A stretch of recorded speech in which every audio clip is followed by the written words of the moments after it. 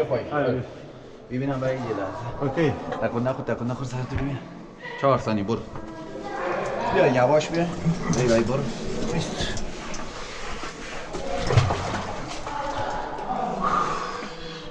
خدا یا خدا وای بیا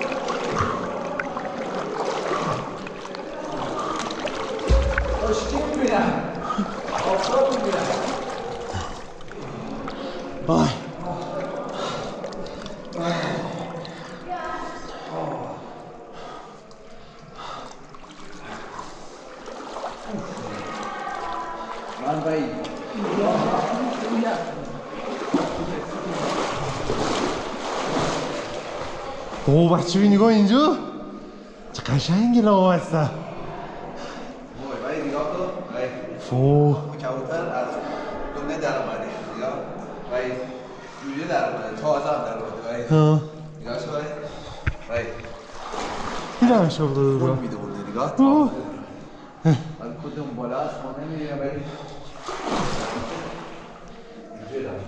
عجیه این چوبا چطور بردن ریختن اینجا آب آورده یا از بالا با درخت خودش زیباست ولی تو نگاه اینجا این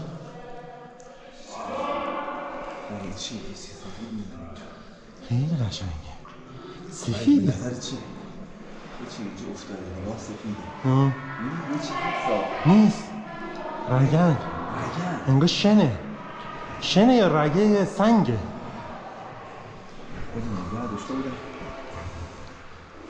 چی؟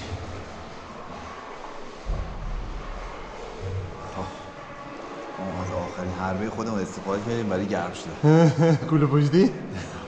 چی؟ از گرم شدن رادیاتور استفاده کردیم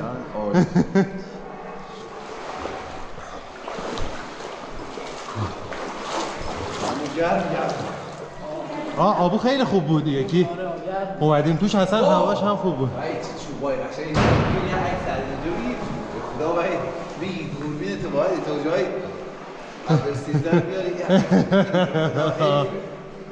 نگاه یعنی به نظرم هر عکس 10 میلیون میاد خوش این ساحله